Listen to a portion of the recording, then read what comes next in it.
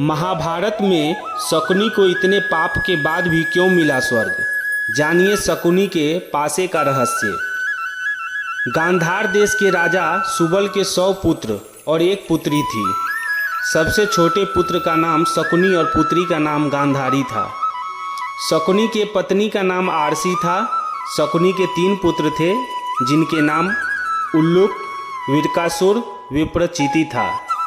धर्म ग्रंथों के अनुसार एक बार राजा सुबल ने गांधार में एक बड़ा यज्ञ रखवाया जिसमें कई बड़े बड़े ऋषि मुनि पधारे।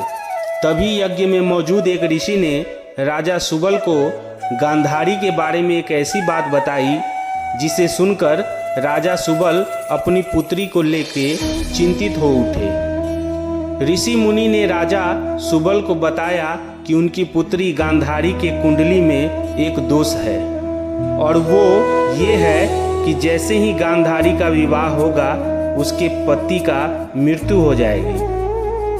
अब इस बात से चिंतित राजा सुबल ने एक उपाय निकाला। राजा सुबल ने अपनी पुत्री गांधारी का विवाह एक बकरे से करा दिया और विवाह के पश्चात उस बकरे को मार दिया गया। ऐसे में गांधारी की कुंडली से वो दोष हट गया।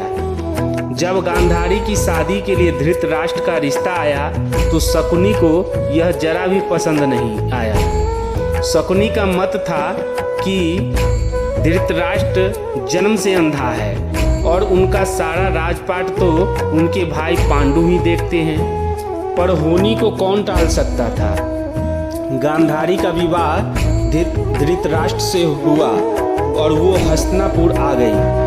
मगर किस्मत का खेल, न जाने कहां से धृतराष्ट्र और पांडु को गांधारी के कुंडली और प्रथम विवाह का पता चल गया। धृतराष्ट्र ने शकुनी समेत गांधार के राज परिवार को बनबंदी बना लिया।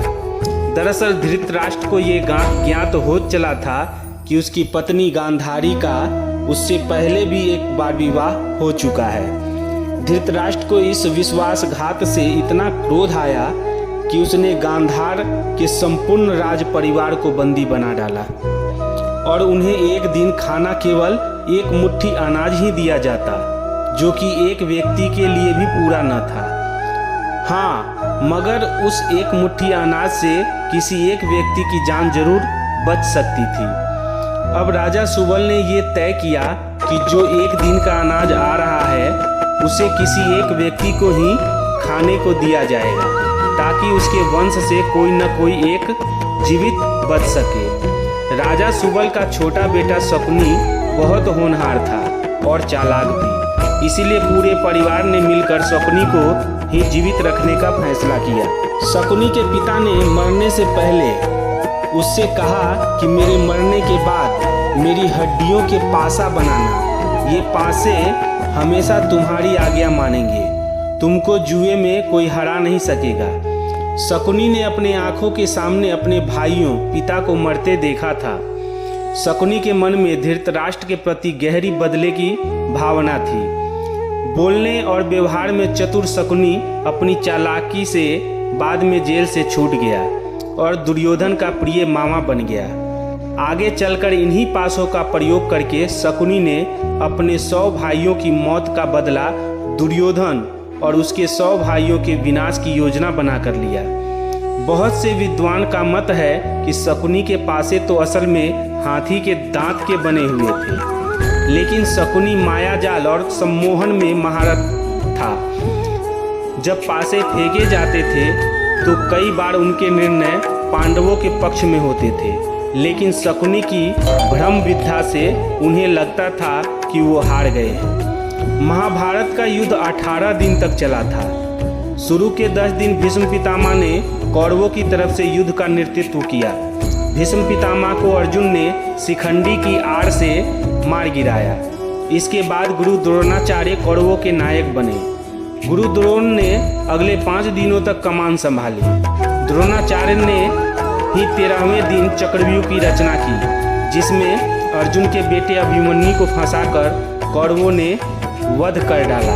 14वें दिन अर्जुन जयद्रथ को मार गिराया क्योंकि उसने ही पांडवों को अभिमन्यु की मदद के लिए जाने वाले रास्ते को रोक रखा था।